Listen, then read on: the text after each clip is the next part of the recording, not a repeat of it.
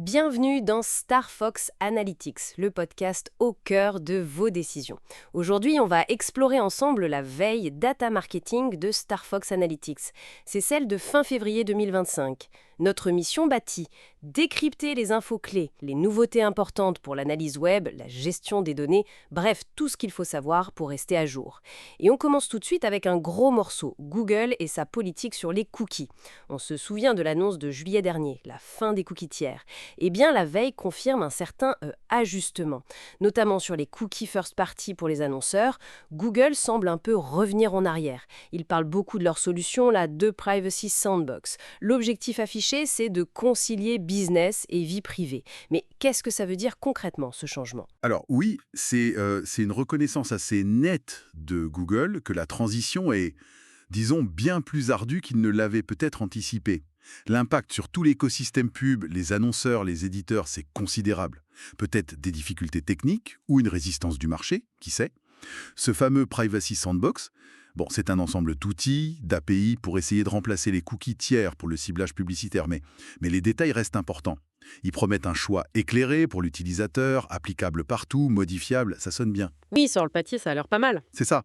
Mais pour l'instant, le comment faire ça, c'est encore très vague. Alors, vraie avancée pour la vie privée ou juste une façon pour Google de garder le contrôle? Bonne question. Clairement, c'est un dossier à suivre de très très près. Les implications sont énormes. D'accord, très clair. Donc Google ajuste le tir sur la collecte, mais il y a aussi du nouveau côté analyse pure pour ceux qui utilisent GA4 et BigQuery, non ? Une mise à jour technique. Oui, tout à fait. Il s'agit de l'arrivée de la source de trafic au niveau session, mais basée sur le dernier clic. Et ça, directement dans les exports Google BigQuery. Le petit nom technique à chercher, c'est Session Traffic Source Last Click. Et point important, ces données correspondent bien à ce qu'on voit dans l'interface GA4. Exactement. Et là, l'intérêt, c'est pas juste d'avoir la donnée en double. Ah non! Non, c'est surtout que l'avoir dans BigQuery, ça ouvre les portes. Pour des analyses beaucoup plus fines, on peut croiser ça avec le CRM, analyser des parcours complexes sur la durée, des choses bien plus difficiles, voire impossibles juste avec l'interface GA4. Je vois. Du coup, ça simplifie l'accès à cette attribution dernier clic pour des analyses spécifiques ou des modèles perso dans BigQuery. La seule chose, attention, Oui. il faudra toujours être capable d'expliquer pourquoi ce chiffre du dernier clic peut différer d'autres modèles, comme le data-driven par exemple. Logique. Plus de puissance dans BigQuery, donc.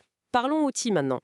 La veille mentionne une nouveauté pour les utilisateurs de Google Tag Manager. Oui, la plateforme Stab.io, assez connue pour le tagage côté serveur, supporte maintenant les GTM Tools de Simo Avava. Ah oui, Simo Avava, une référence. Exactement. Et ces outils GTM sont vraiment utiles. Ils simplifient pas mal la gestion de GTM au quotidien, surtout sur les gros comptes. Pensez à la gestion centralisée des conteneurs, les modifs en masse sur les balises, les variables, le suivi des versions. C'est un vrai gain de temps et d'efficacité. Donc une bonne nouvelle pour les utilisateurs de Stab.io. Clairement, oui. Allez, pour optimiser encore le quotidien, l'astuce du mois vue chez Star Fox, activez le mode Publier dans Looker Studio. Simple, mais ça peut servir. L'avantage, c'est qu'on peut travailler sur ces tableaux de bord en mode brouillon, draft, sans que les utilisateurs voient les changements en direct. Fini le stress de casser un rapport, la version publiée reste stable, on publie la nouvelle version quand on est prêt.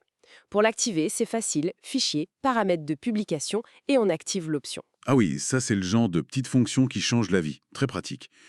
Et au-delà de ces points précis, la veille montre aussi des tendances de fond.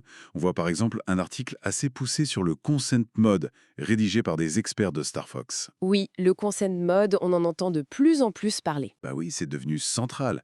Ce mécanisme Google qui ajuste les balises selon le consentement, c'est directement lié aux enjeux de vie privée dont on parlait juste avant. Le maîtriser, c'est crucial aujourd'hui. Et logiquement, on voit aussi que les techniques avancées sur BigQuery montent en puissance. Comme quoi, par exemple ? On parle de partitionnement de tables pour optimiser les coûts, les perces, d'utilisation des fonctions window pour des calculs complexes. C'est logique. Puis-je plus de données dans BigQuery via GA4 ? Ouais, plus besoin d'outils pointus pour analyser tout ça. Exactement. Tout ça, ça montre bien que l'analyse de données, ça bouge tout le temps. La seule constante, finalement, c'est qu'il faut s'adapter, apprendre en permanence. Il n'y a pas vraiment d'autre choix pour exploiter efficacement ces outils. La question qui reste, c'est comment tout ça mis bout à bout devrait impacter les stratégies d'appât actuelles. Merci d'avoir écouté Star Fox Analytics. Pour aller plus loin, téléchargez nos guides sur starfox-analytics.com. À bientôt.